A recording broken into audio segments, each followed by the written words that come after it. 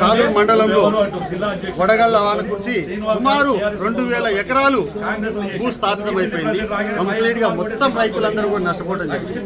అయితే ఆ శనివారం రోజు నుంచి ఈ రోజు వరకు కూడా స్థానిక ఎమ్మెల్యే సుదర్శన్ రెడ్డి గారు కానీ, లేకపోతే జిల్లా కలెక్టర్ గారు కానీ, లేకపోతే జిల్లా అగ్రికల్చర్ ఆఫీసర్స్ కానీ వచ్చి అసలు నష్టం ఎంత జరిగింది, ఎక్కడ జరిగింది, దానికి సరైన ఎస్టిమేషన్స్ చేసి ఎస్టిమేషన్స్ ప్రభుత్వానికి పంపించి వాళ్ళని మనం ఏ విధంగా ఆదుకోవాలని చెప్పేసి జ్ఞానం ఏమాత్రం చూపించలేదు.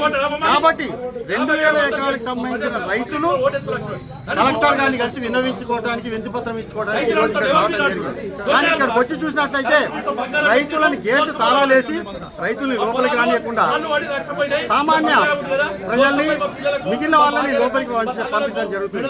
అయితే ముఖ్యంగా ఏదైతే భారతీయ జనతా పార్టీ కేంద్ర ప్రభుత్వం ఫసల్ బీమా యోజన ప్రవేశపెట్టిందో దాన్ని మనం అడాప్ట్ చేసుకోకుండా స్టేట్ గవర్నమెంట్ వాళ్ళు ఫసల్ బీమా పథకాన్ని ఎంట్రీ చేయకపోవడంతో ఈ యొక్క సంఘటన జరిగింది. ఓకే, ఫసల్ బీమా యోజన తీసుకున్నట్లయితే డెఫినెట్ గా రైతుకి బ్రహ్మాండమైన సహాయం దొరికేది. కానీ ఈ రోజు ఈ పరిస్థితులు అన్నింటినీ చూసినట్లయితే ఇమ్మీడియట్ గా కలెక్టర్ గారు సాలూరు మండలానికి రావాలి, వచ్చి ప్రతి గ్రామాన్ని తిరగాలి, నష్టాన్ని ఎస్టిమేట్ చేయాలి, చేసి ప్రభుత్వానికి ఎకరానికి 50,000కి తగ్గకుండా పంట నష్టానికి పే చేయాలని చెప్పేసి కోరుకుంటూ భారత్ మాతాకి జై. అయితే ఏదైతే రైతులు గత 3-4 సంవత్సరాల నుంచి కూడా పంట నష్టపోతూనే ఉన్నారు, రిప్రజెంటేషన్స్ ఇస్తూ ఉంటే ఎటువంటి చీమ కుట్టినట్టు కూడా ప్రభుత్వానికి లేదు.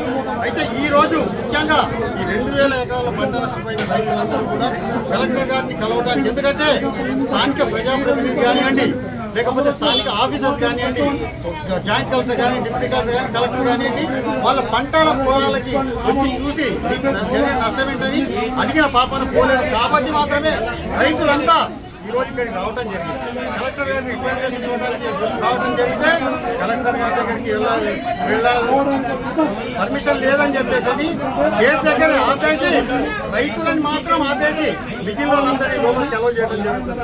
దీన్ని భారతీయ జనతా పార్టీ తీవ్రంగా ఖండిస్తున్నాం. ఒకవేళ మీరు ఫసల్ బీమా యోజనకి ప్రవేశపెట్టినట్లయితే ఈ పరిస్థితి మా రైతులకు వచ్చేది కాదు. కాబట్టి ఇప్పటికైనా డెలివరీ ఫసల్ బీమా పథకాన్ని ప్రవేశపెట్టండి.